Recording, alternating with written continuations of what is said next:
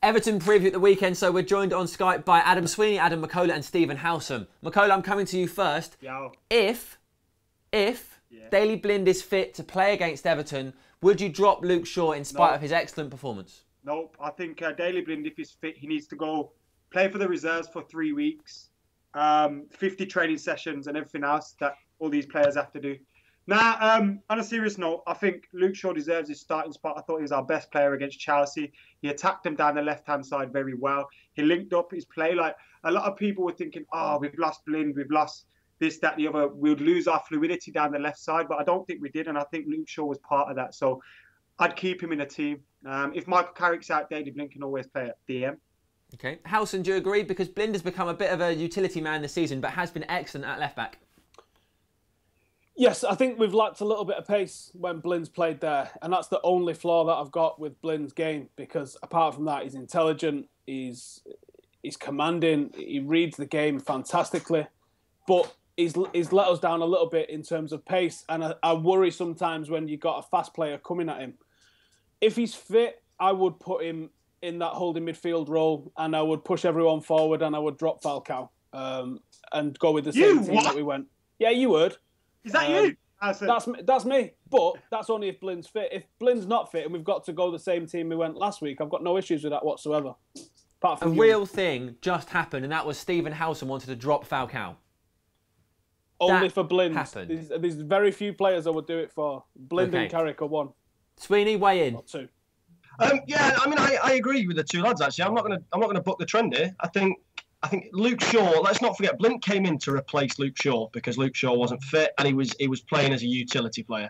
I think Blind still, again, if Carrick doesn't look like he's going to be fit, and if he's not and Blind is, then exactly what Howson just said. Put him in at that same position that Carrick usually plays and push everyone forward. If he's not fit, Luke Shaw did a great job at left back. I think we need to stop shoehorning players in, and Shaw has been the best at left back when he's played in terms of pace. He was good at weekend, so there's no reason to drop him. And I think he's the future left back, and he's not doing a bad job. So I'll give him both of those points. I'd have him in over Blind, definitely. So everybody agrees. Now, while we're talking about player changes against Chelsea, we saw McNair playing again. We saw Rooney in midfield because of injuries. Prior to this, the team hadn't really changed. Stephen, do you think these changes are things that could be permanent? Do you want to see Rooney playing in midfield more often? We played very well. Van Gaal said it was the best performance of the season. I disagree that Rooney's actually played in midfield, really. I know that's when you line them all up, that's the position that he gets put in, but that's not what the area of the pitch that he operates in. He operates on the edge of the box, which to me is what a number 10 does, or even a second striker does, and I think that's what Rooney's been doing. McNair, I wouldn't bring him straight back in because I think Rojo has been commanding of late, and he would go straight back into the team for me. I do think that we do need to see a little bit more rotation from Van Gaal, because going into the weekend, all our confidence in getting a win there was shot because we had to make changes at the last minute. We had to get rid of Carrick and we had to get rid of Blind down to injuries. And we had no idea at the players coming in, even players like Falcao, we had no idea what they was going to do in this system because he's not rotated it enough. So I would probably revert back to the team we've played earlier in the season or in the games leading up to the Chelsea one, but I wouldn't go with the exact same team if I didn't have to. Okay. You're mad ass, and Paddy McNair has to stay in his team, especially up against Lukaku as well. I'd be more confident with Paddy McNair marking Lukaku than Jones and Rojo.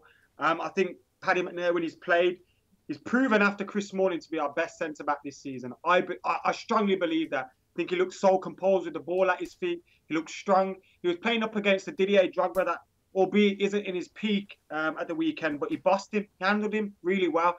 Paddy McNair has to keep his place for me. I think he's come on leaps and bounds this season. And I think I'd rank him, right at the moment, I'd rank him above Phil Jones because I think Phil Jones has gone backwards. Okay. Sweeney, against Chelsea, we saw Falcao playing, we saw McNair, Rooney playing a bit deeper. What did you think worked and what did you think didn't? It's tough because the linchpin of the side has been Carrick, so I think it's tough to kind of rate other players. You can't really say Rooney regressed and played worse than he's played in previous weeks because he wasn't playing in the same position. Your punctuation of Herrero sounded very strange then. The same with Herrera and with Fellaini. I think all of them had slightly different jobs to do as a result of the fact that Carrick wasn't in the side. They all dropped further back, and Falcao came. And I think the problem for Falcao is, yes, he's not taking the chances that he should be taking. Yes, he's not playing amazingly well, but he's coming into the side when we've got huge injuries in creative positions, so we're not creating quite as many chances. We're not as composed in the final third, and I think when he's played earlier in the season, we've not kind of deployed this same style of football as we're playing now. And I think the same goes for Robin van Persie as well. I think you're bringing him into the side in at times when we're kind of relying on him too much. I think he needs to come in the side when we're playing well, which we have been doing, but we've got the same players further behind him. If you're going to bring him in with Rooney a little bit deeper, but not all the way back, or take Rooney out for a game. I think if you're going to play him, you're playing when the side is correct behind him, not just for the sake of bringing him in because there's a gap. And I think the same goes for RVP and the same goes for a number of different players. Would you play him in your team against Everton? What is it? Talk us through it. That said, I wouldn't. I'd actually play RVP, but I'm going to go for David De Gea at the back, Valencia at right back, Smalling and McNair, exactly what Max just said, Shaw at left back, and then Rooney and Herrera. This is taking into account that I don't think Blint and Carrick are going to be fit. Rooney and Herrera, the two at the back in the midfield. Mata, Di Maria, Fellaini and Young, and then RVP up top. I'd thought before about maybe putting Di Maria in instead of Fellaini for the same reason that Howson mentioned before about rotation. I think Di Maria needs to start getting a bit of a run in the side. I think we need to start introducing a little bit more pace behind the striker.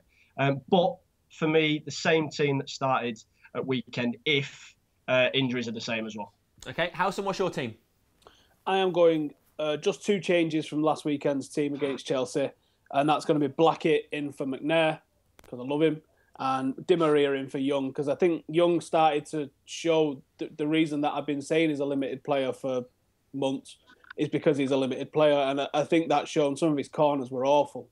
And I think Di Maria's got that little bit of something in him where, although he's being frustrating and he's doing some daft things that you wouldn't expect from a player of his calibre, I think he's got that chance to make something happen.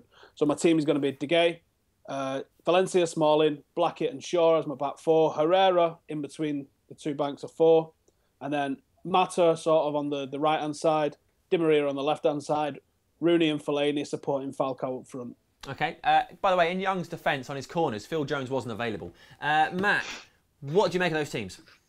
I agree with what Harrison said in regards to Ashley Young. I think hats off to him. He's been fantastic for Manchester United. He has a career here, I think, beyond this season as well. I think he's fought for that and he's been tremendous, but he's lacking that quality. And that's what I've been saying this week, like every week, bring in Angel Di Maria. He's got so much more quality than him. Do you see Di Maria as a winger, though? Or do you think he's a number 10? I think Di Maria in this 4-3-3 can play in either Mata or Fellaini's positions, or where we've seen Young playing as well. Or I think as a midfield three, he could even play ahead of Carrick. So I think I could see him there. But you mentioned what we didn't do so well against Chelsea with the players that we had missing. If Carrick or Blind are back, we need to get Herrera and Mata playing next to each other again. They were too far away from each other. They missed each other. Right, let's turn our attention to the Toffees. Sweeney, who we got to watch out for? I think Lukaku's kind of an obvious choice, even though he's not played too much recently through injury, and he's not actually scored that many. I think their left side with Baines is a big problem, given the fact that I think our right-hand side is probably our weakest defensively. I think Valencia's played fairly well recently, but I don't trust him as much as I do Young and Blint or Young and Shaw on the other side, especially with Mata in front of him. So I think the left-hand side is going to be our weakness a little bit, and if we can try and aid that side of the pitch a little bit more defensively, I think we could probably stop them. But I mean, they're not that clinical, Everton, at the minute. They're not. They've got a good run of games going. I don't think they've lost in 5, and at home they're playing really well. But okay, Howson, what do you think? I think Martinez likes to play football. So I think if we can keep on top of them. What happened then? I think Martinez likes to play football. So against a team that plays football, as we've seen at weekend with a team that didn't want to play football against us, a team that plays football, we're going to carve them open. And Lukaku, like he said, is an obvious choice of who's going to hurt us. But when they're not getting the ball to him because we're choking out all the possession, I don't see him as a threat. I see Naismith as a potential threat. He's got a few goals this year. But we just got to keep doing what we do, and the 3 points are there for the taking. Mac, anybody who's not been mentioned, or who are our key players that we need to get involved? Naismith's a funny one because he looks like he should be working in a chip shop. Naismith looks like he should be working in a chip shop down the road. He's not that good of a unfair on chip shop work, isn't it? He's not that good of a footballer, but he always seems to score. What's wrong with chips? I love chips. Anyway, and by definition, the people who give them to me, chip shop workers. The most important thing this weekend is shutting up them Scousers in the stand. Last season I was at Goodison Park and they were absolutely loving it. They had bloody that bloke sitting in the stand, Grim Reaper. They were singing about you're stuck with David Moyes. And now the myth that is Martinez is messing them up and they're sitting in the bottom half of the table. So I hope we smash them. 3-4-0. Shut them Scousers up. What is your prediction, Matt? 3 or 4? What's your prediction? It's going to be 2-0 United. Howson? I want to be different to Adam, but I actually do think 2-0. I'm going to go 3-0. 3-1. Okay. 3-1. Sweeney? I'm going to go 2-1. There's not been many goals at Goodison, so I reckon that's going to stay the same, 2-1. Okay. By the way, can I just say, sorry, Sam. Adam said Lukaku hasn't scored much this season. He's scored more than all our strikers. Ooh. No, he hasn't. Rooney scored more for a start. 18? Not in the Premier League, he's not. He's played more games in that. Okay, this is an irrelevant conversation. If you're interested in what they're arguing about, just Google it. Actually, I said the past few games. You may have noticed. You may have noticed there is people's opinions on screen at the moment going across the bottom. You can do that too. Just get in touch with us on Skype. We're FTDEVILS and send us an IM. Give us your opinion. Put it on there. The things we're talking about will be on Twitter. It's an instant message, Adam McCullough. Send us an instant message. The things we're talking about will be on Twitter in the build-up to the preview. So next time round, you can go like, oh, they're talking about De Gea. There's my opinion. Get it on screen. It's a great time to be alive. Right, I think the score will be 3-0. Thank you very much. See you later.